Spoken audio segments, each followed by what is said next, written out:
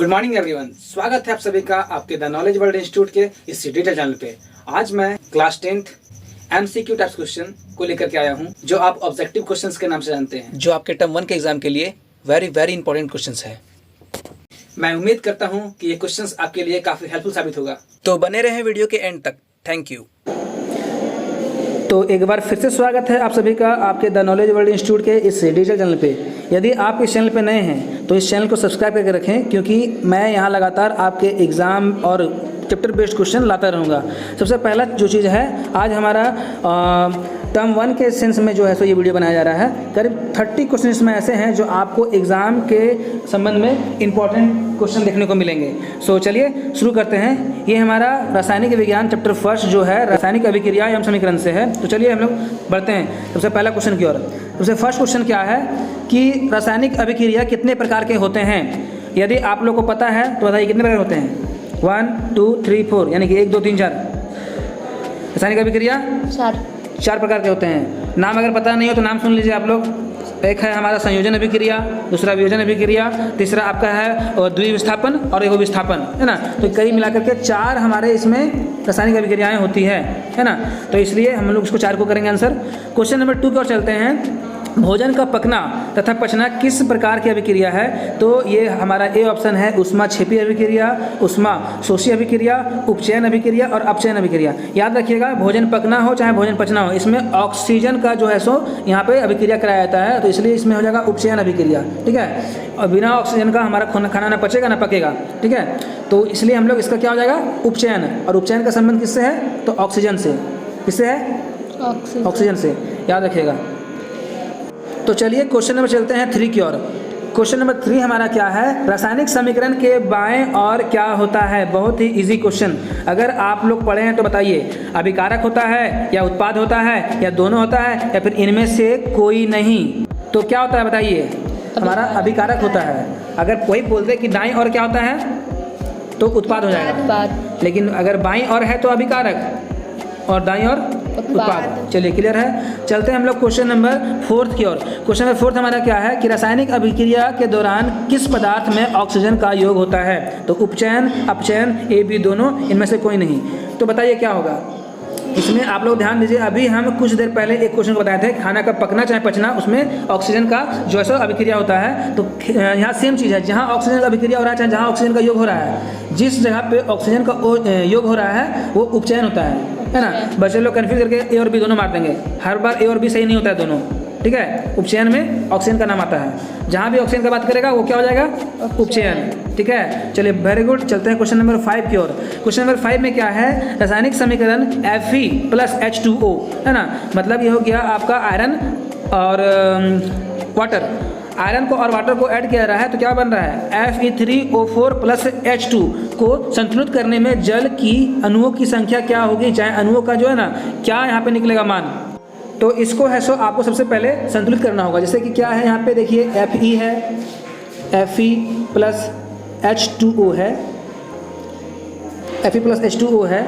तो हम लोग देख रहे हैं कि यहाँ पे क्या है Fe3O4+H2। कुल मिलाकर बात करें तो यहाँ पे हाइड्रोजन 2 गो है ना। आप लोग थोड़ा सा ध्यान दीजिएगा,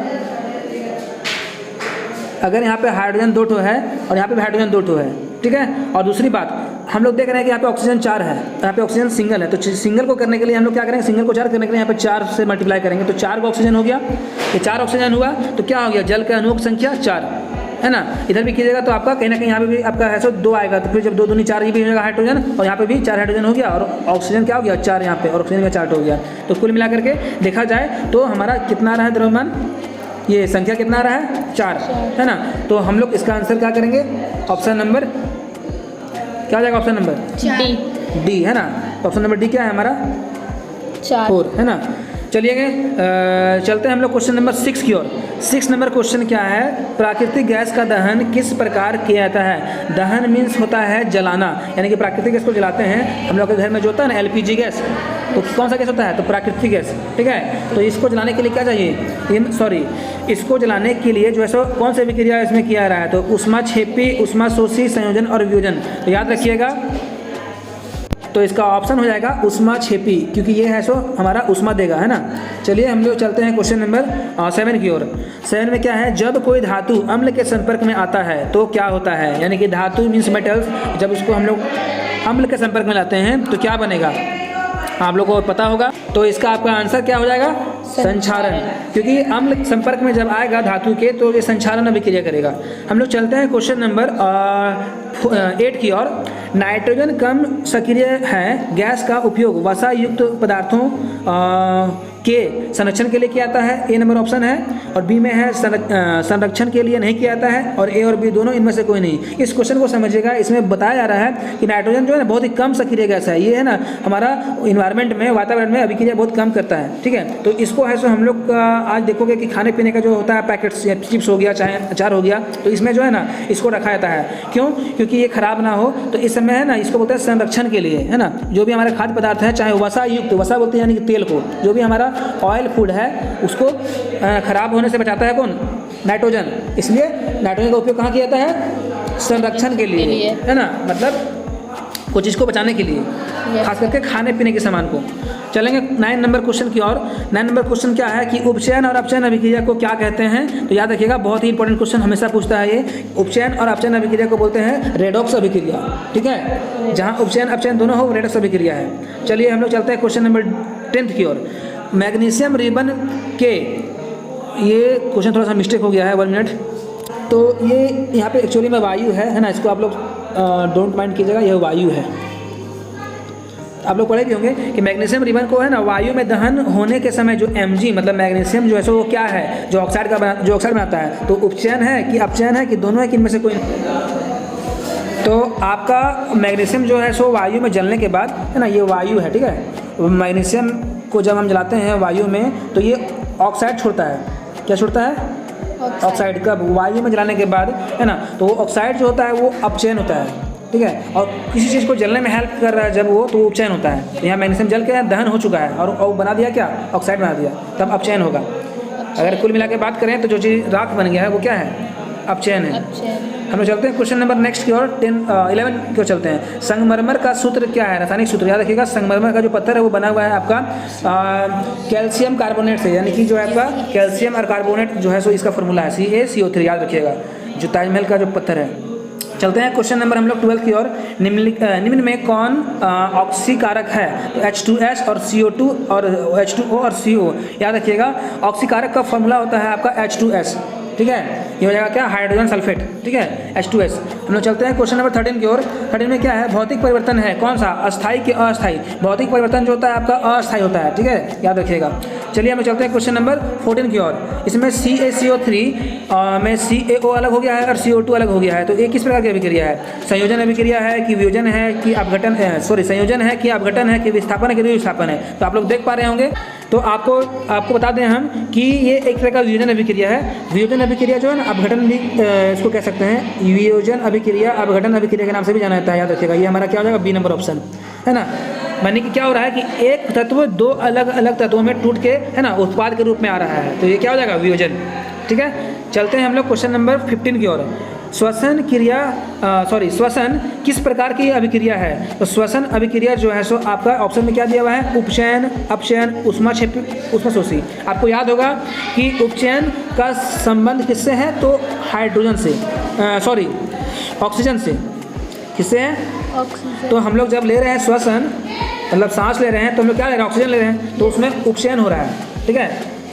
अगर जहाँ ऑक्सीजन का मतलब बात होता है ना, तो उपचयन करता है, क्या करता है, तो आपको यहाँ पे लगाना पड़ेगा कॉमन सेंस। चलते हैं क्वेश्चन नंबर 16 की ओर। 16 में क्या है कि निम्न में कौन सा अभिकारक नहीं होता है, नहीं हो सकता, तो इसका ऑप्शन आपका हो जाएगा हाइड्रोजन, क्योंकि हाइड्रोजन में ऑक्सीजन का मात्रा तो है नहीं, क्योंकि यहाँ पे ऑक्सीकारक में ऑक्सीजन है, तो ऑक्सीजन हमारा इसमें क्या बोला, नहीं होगा, तो हाइड्रोजन नहीं होगा, ठीक है। चलते हैं 17 की ओर।